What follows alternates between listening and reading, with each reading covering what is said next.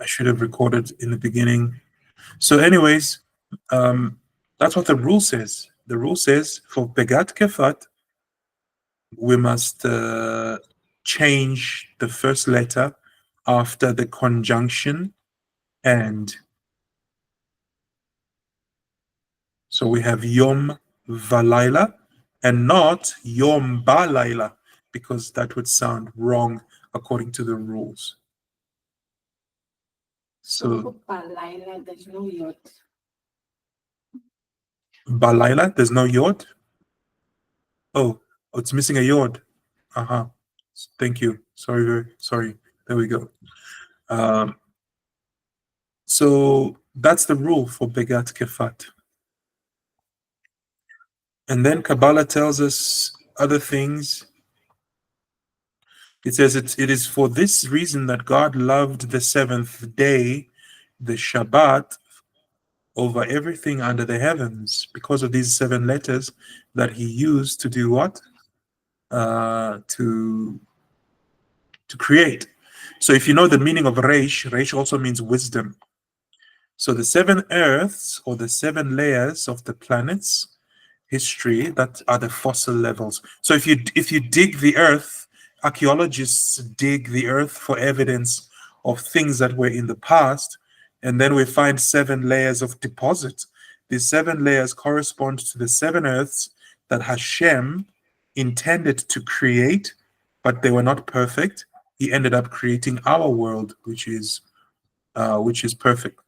So we are told that Hashem took the letter Beith, which is the beginning of Begat Kefat, and tied it to a crown, a keter, and made it to reign or rule over life, which is the same letter he formed the planet Saturn. So from Beith, God took the letter Beith, he attached it to a keter, to a crown. You remember the rabbis at Yeshiva teaching us about the 7 kings? So before the 7 kings broke their vessels and couldn't contain God's light, the creation was done this way. Beith was tied to a crown. With it, God created and made it king to rule over life, and God formed the planet Saturn and formed the first days of the year, and the first day of the week, which is Sundays. So Yom Aleph, or Sundays, are made from the letter Beith.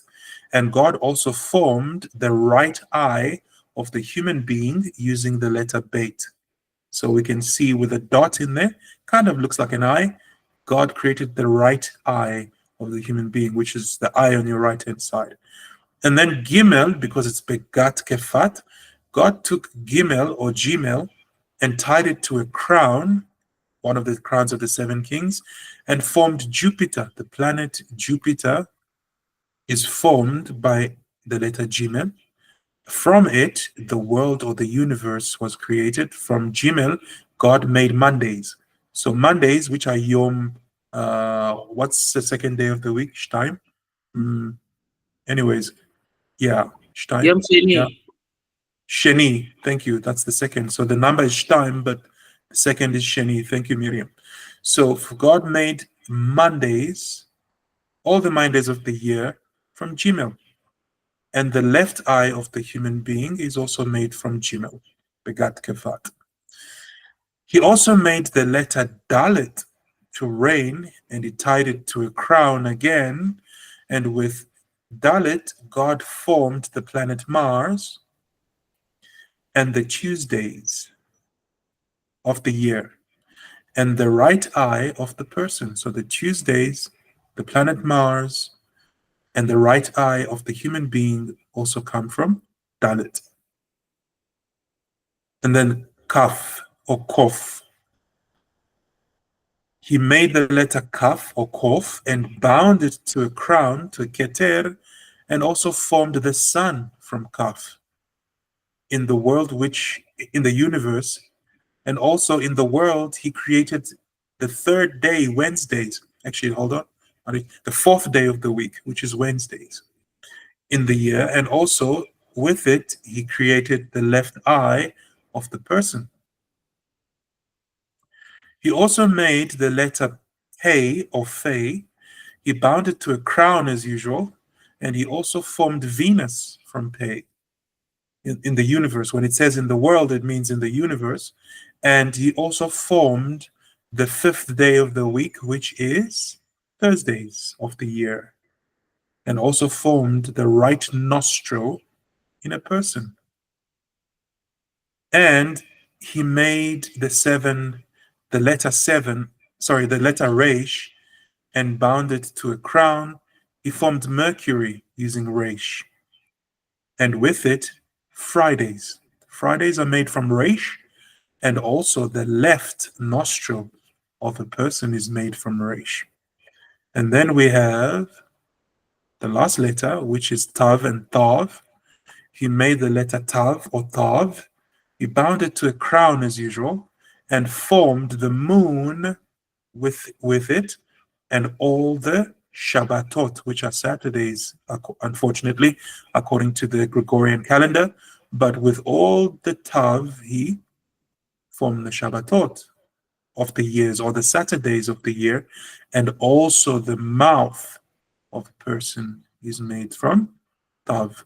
It's very interesting because your mouth determines whether you enter Olam Haba or not, depending on what you say with your mouth. All right, so that's the Kabbalistic explanation. In grammar, they don't give us a Kabbalistic expression.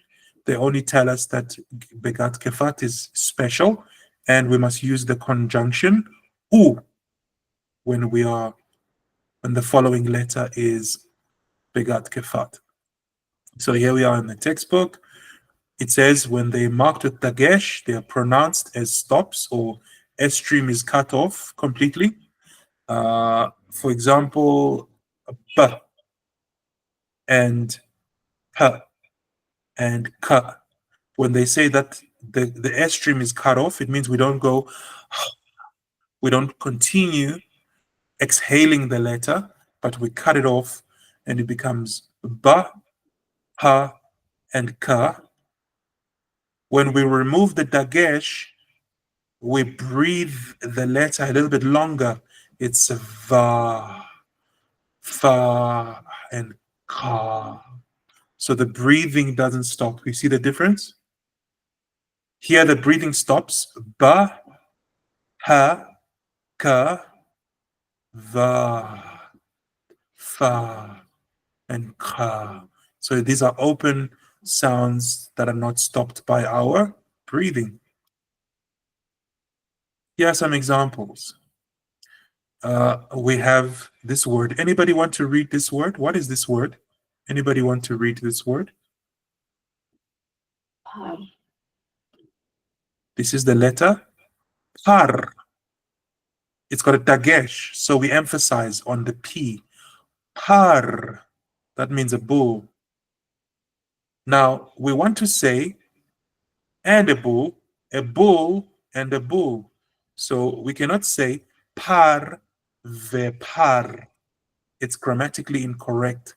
So we have to say par u far. You see how it sounds? Par u far. If we say par ve par, it sounds very incorrect. So the rule says it is begat kefat. So after the conjunction and, the first letter must not have a dagesh. The dagesh must fall away, and the pronunciation must change from P to F. Par ufar. Here we have sheep. Anybody want to read the name of the word sheep, which is plural?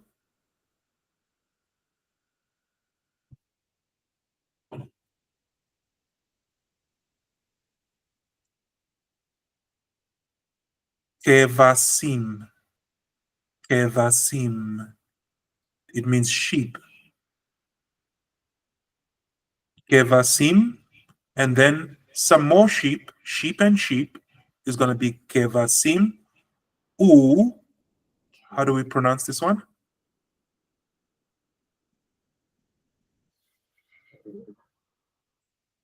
Kevasim. U. Kevasim. Devasing. Keva. Exactly, Miriam, because there's no dagesh. Kevasim, uve, ukrevasim. Kevasim, ukrevasim. Kevasim, ukrevasim. Because it's begat kefat. So the rule says the dagesh must fall on the first letter if we use the conjunction u.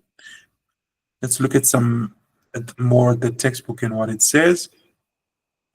Talks about the videos, the letters Gimel, Dalet, and Tav, which will be pronounced as G, D, and T, respectively, without a dagesh. This is an Ashkenazi approach, okay? So in the Ashkenazi approach, the letters don't change if they don't have a dagesh, but in original Hebrew, without a dagesh, this is Gimel, Dalet, and Tav. Gimel, Dalet, and Tav. But in the Ashkenazic world, it's still Gimel, Dalet, and Tav, because they say that they've lost the pronunciation, but the truth is, it's only the Ashkenazi world that lost the pronunciation. The Mizrahi and the Yemenite world, and of course the Samaritans, they did not lose the pronunciation. Somebody's hand is up. Yeah. Mom.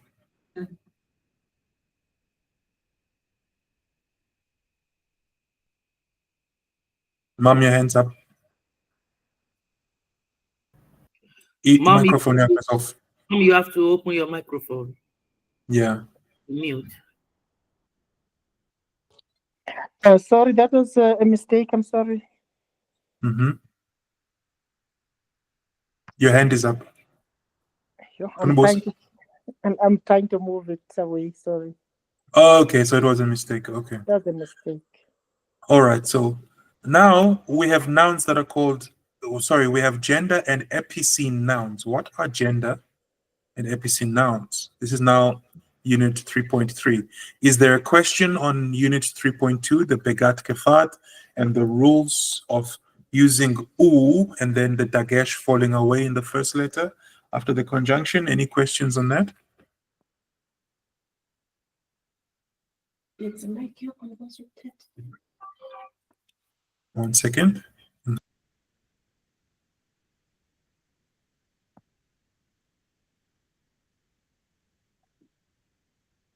I can't do this.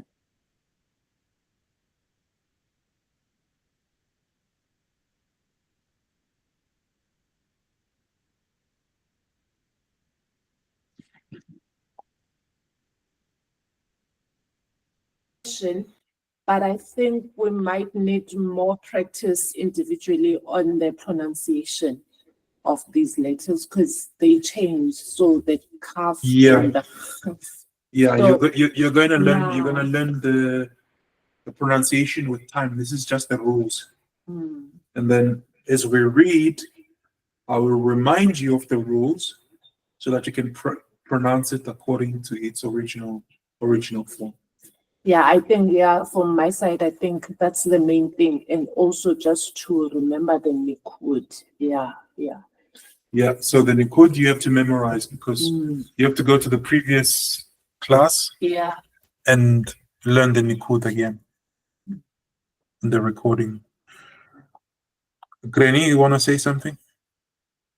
No, I don't know. I'm just struggling to. No, your hands up all the time. No, don't please ignore it, people. Sorry. No, okay.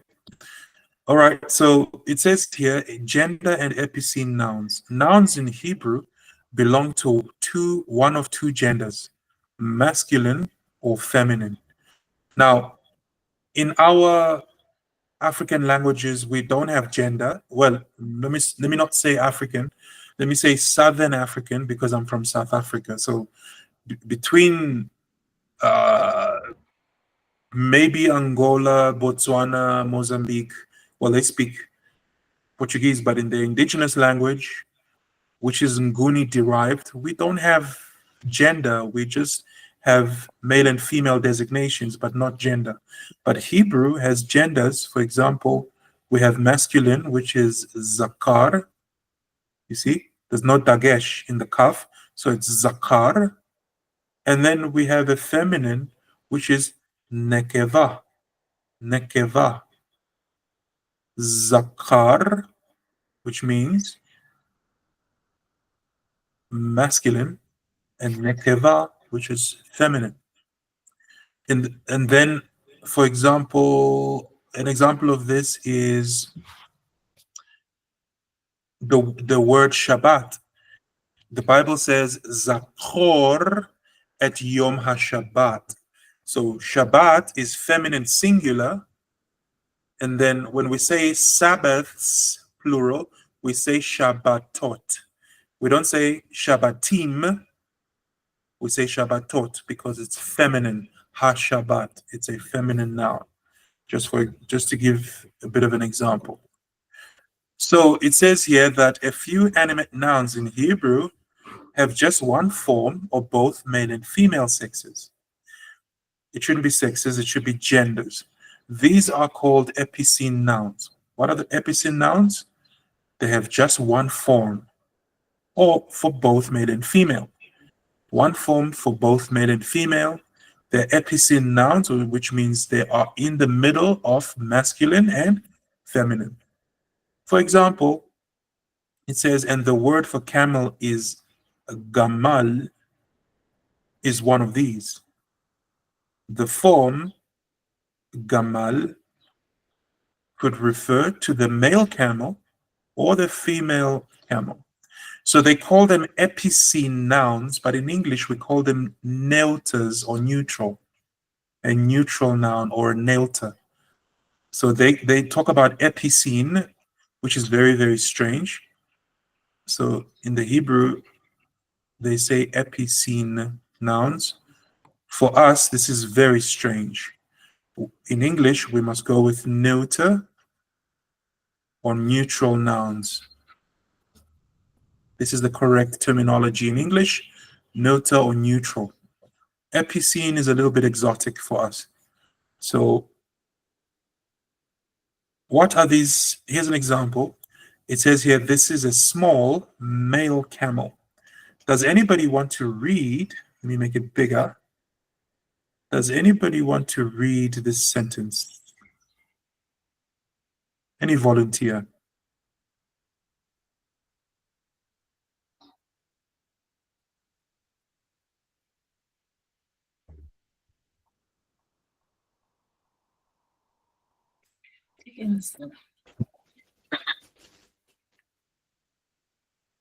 Are you going to open your own microphone? No, I'm going to use yours. Okay. Can they hear me now? Oh, okay. So, is it Hagamal?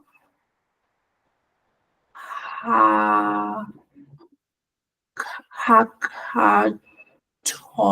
Uh-huh.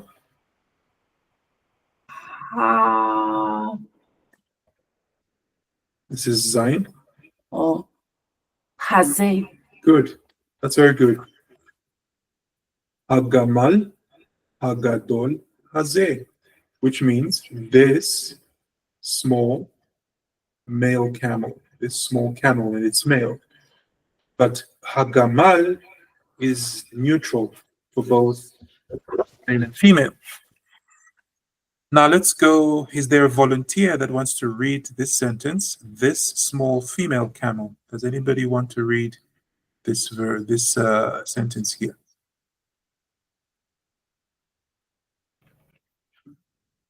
Abby, I want to try. Go for it.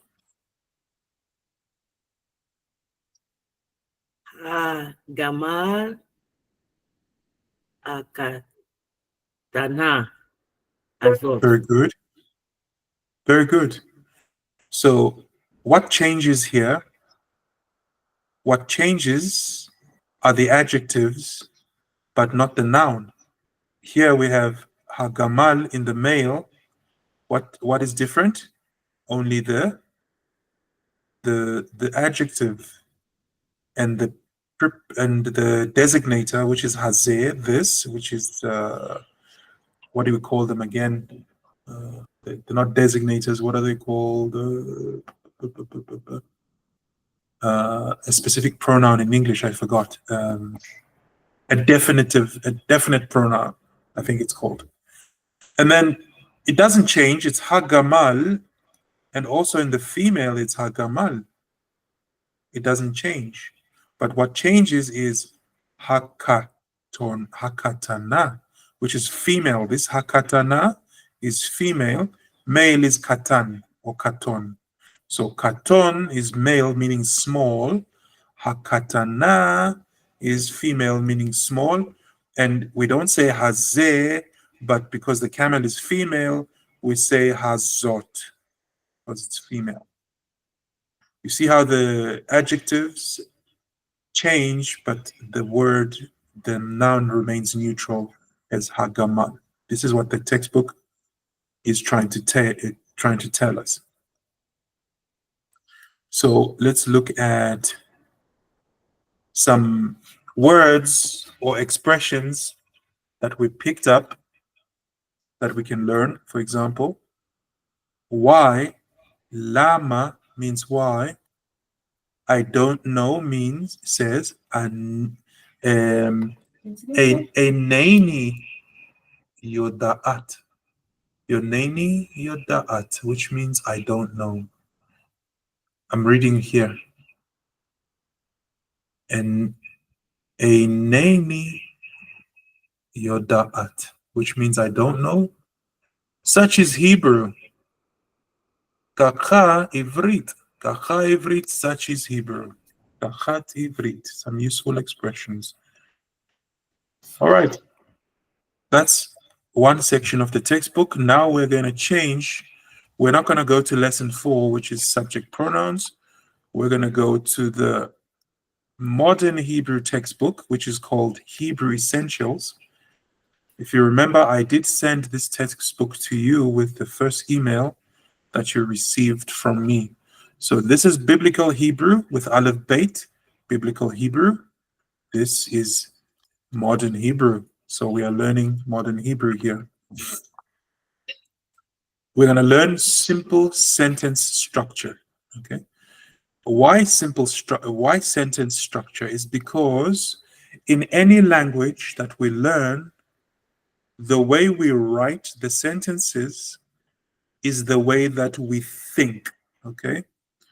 So in other words, let me say in other words, sentence structure equals thought. All right? And thought, the way we think, thought equals speech, the way we speak. So in the textbook, we are introduced with basic sentences of the basic structure of modern Hebrew, which is subject plus verb. For example, we have here Yoram, Tzaf. Okay. We have here Yoram Tzaf, which means in English, Yoram is the name of a person. It's a Hebrew name for a man or a boy. Yoram Tzaf, he floats. Yoram floats. So this is a name, Yoram, and Tzaf means he floats. Okay. So let's go write it down, this sentence. So we have subject. The first example we have is subject plus verb. So we have here a guy named Yoram. Let me just see if I spelled his name correctly and not get carried away. Yep, that's his name. And the verb, what he is doing, is floating, right? So because Thay is at the end, we make it with a long tail, and we call this Sofit. So this is Thay, Sofit, because it's at the end of the sentence and it's got a long tail. The tail is longer than normal. So let's break it down. It says subject. Who's the subject of the sentence? It's Yoram. What is Yoram doing? Verb means action. Tzaf, he floats. So this is a perfect present tense. In English, we call this a perfect present.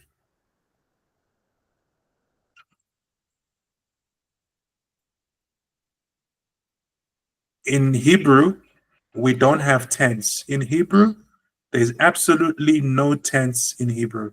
They don't have verb tense. So Yoram is the person and they are doing the action of floating. Yoram, Tzaf. Let's go look at the second example. So this is example 1, which is subject plus verb. This is how we think in English, sorry, in Hebrew. Let's go make another example and we say, let's say, let's use the same guy. Yoram, what's he doing now? Allah. Yoram halach. Can somebody tell me what this means? Halach. What does this verb mean? Somebody know? Does somebody know? Allah is like he goes. Or, I Yeah. don't know. Yes.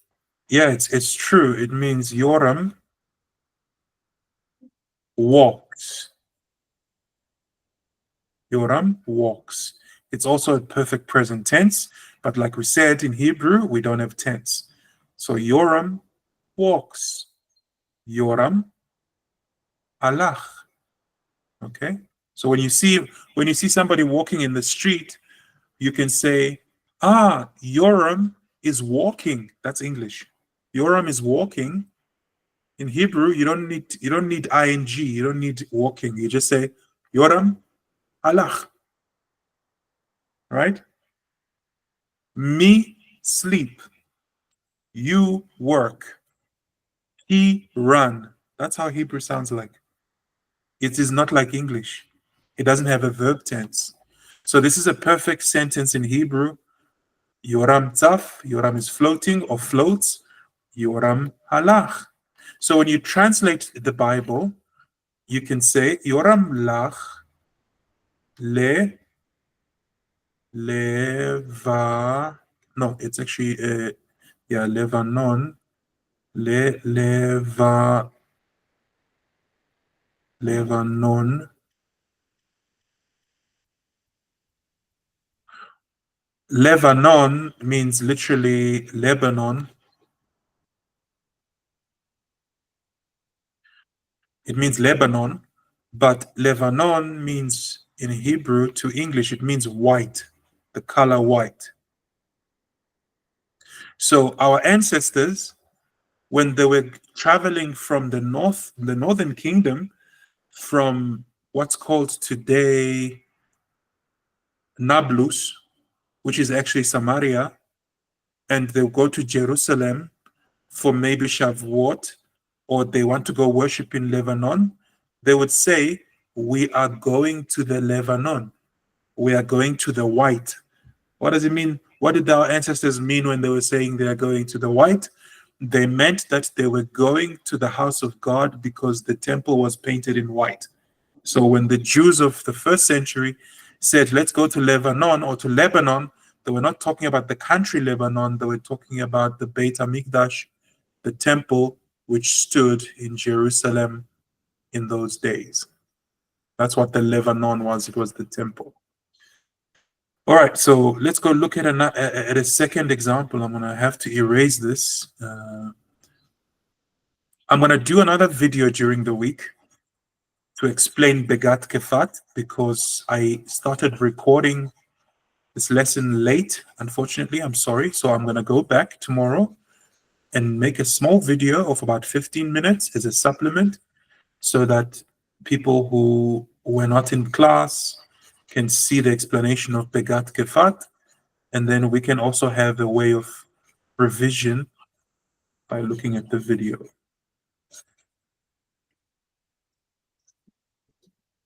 All right, so let's go look at a second example. So the first example was subject plus verb, which is action. The second example they're giving us in this textbook is subject plus adjective. So number 2 is subject plus adjective. Adjective, we know it's a description, right? Adjective. Let's go see an example of this example. So now we are learning to think in Hebrew. It says here, Yoram's uptight. All right, so he doesn't laugh very much. It says Yoram atzbani. Atzbani. Yoram atzbani. Yoram atzbani. So let's write it down. So we have here again.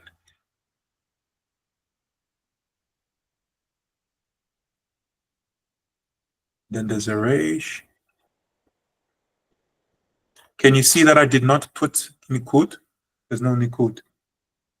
But what is that word? Or what is that word? Can somebody read this word?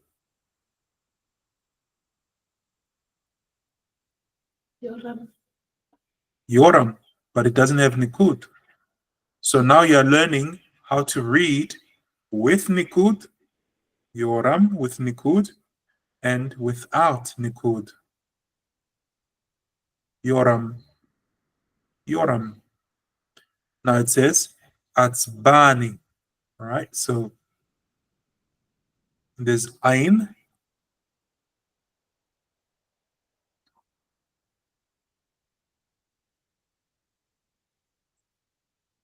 And then we have the nun, and we have the yod. So with nikud, this is how it looks. Atz with the kamatz, a shua, what do you call this again? Sorry, that's a patach. Patach, shua, a kamatz, and a chirik. A chirik maleh, which is a complete chirik that's accompanied by yod.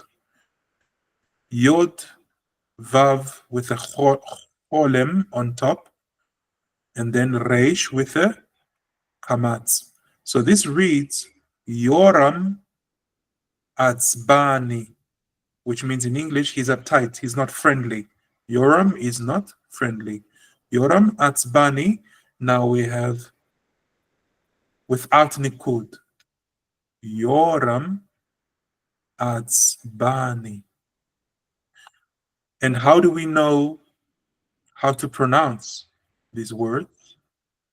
Is because how do we know how to pronounce them without nikud? Is because we learn the word first. So you learn the word atzbani, it means uptight. So you memorize it. You memorize atzbani. So that when you see it without nikud, you don't say, sorry, I cannot read this word because it doesn't have nikud. But because you learned it, you're like, Yoram atzbani. But you're reading it without nikud. Are you following or are you confused? Following. All right.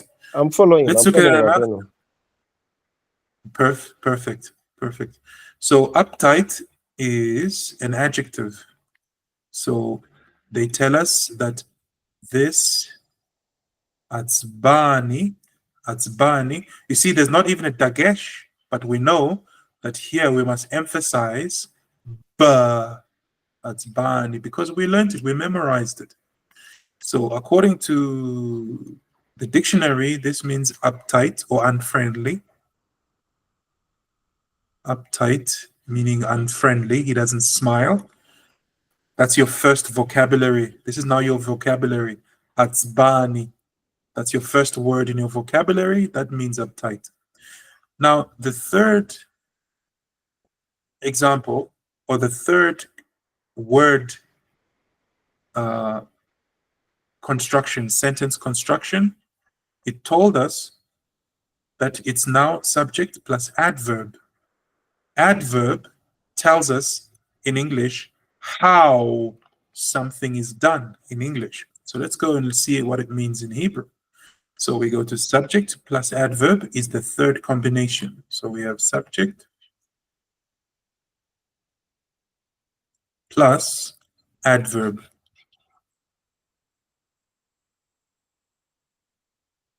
I want to remind you that all of this is construction or sentence construction,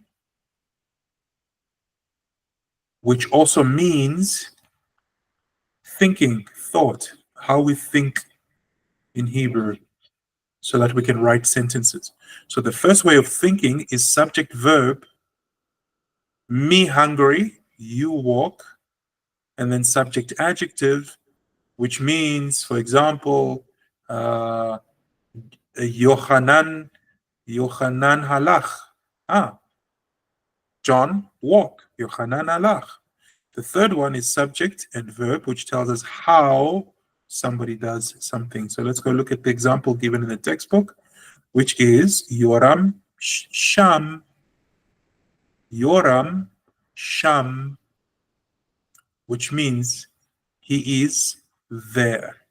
So this is possibly an adverb of place. Because in English, we have adverbs of manner, adverbs of time, adverbs of place. So this is an adverb of place. Yoram Sham. So let's go see how we can write this. We can say, you guys know this, how to read this word by now. Yoram Sham.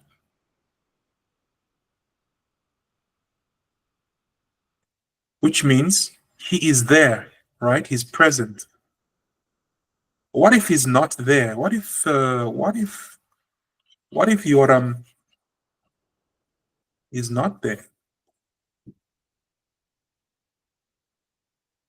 So if he's not there, we're gonna say Yoram lo po.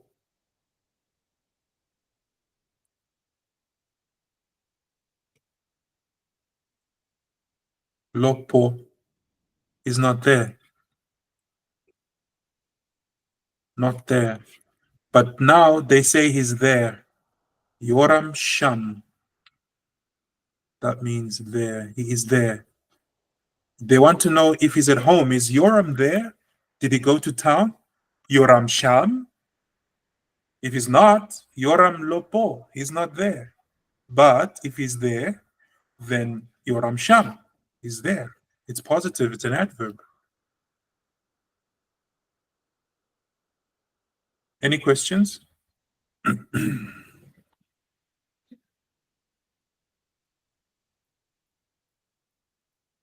So we go back to the spelling. With Nikud, there's Cholem, Yom in Yo, then there's Kamatz in Yoram. There is a dot on the right-hand side for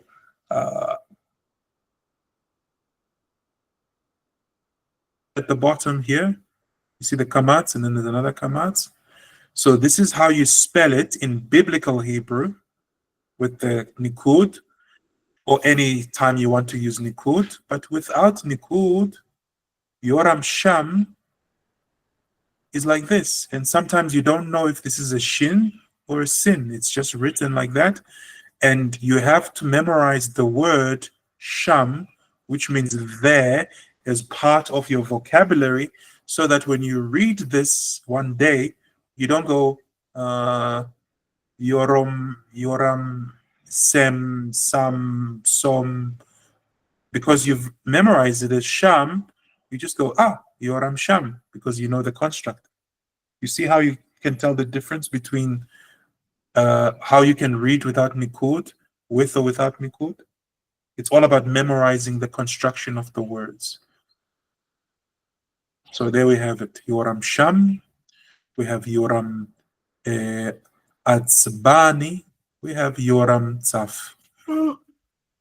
All right, we're almost finished. We got a few more minutes.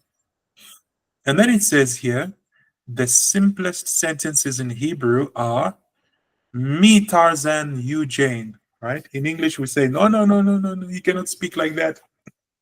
But in Hebrew, you speak like that, right? You say me Tarzan, you Jane. And it says here, the pattern, for example, Yoram Ayef, which means tired. Yoram Ayef. Yoram Ayef, which means he's tired. And it says for sentences of the type, which is Yoram is tired, or the falafel is cold, for example, we have the noun Yoram plus the verb, which is be, plus an adjective. So now we have a different construct. Let's go see.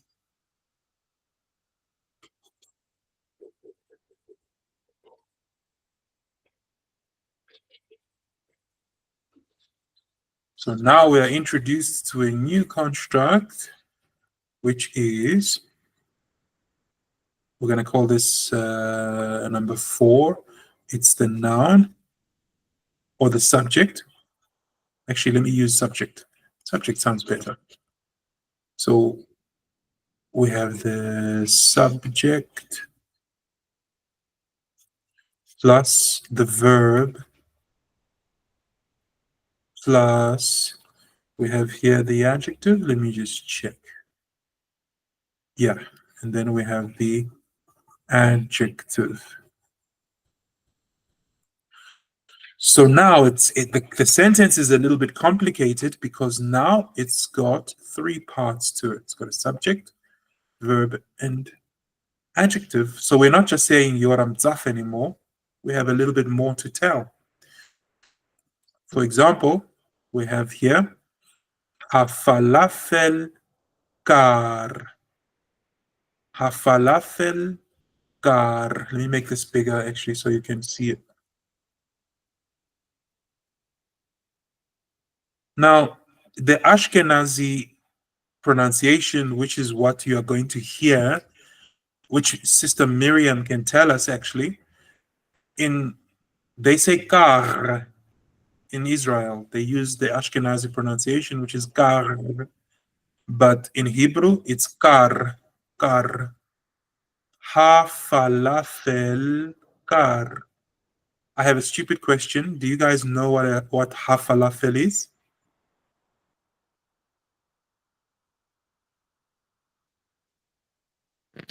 I think that is that flat is made of flour that is always flat.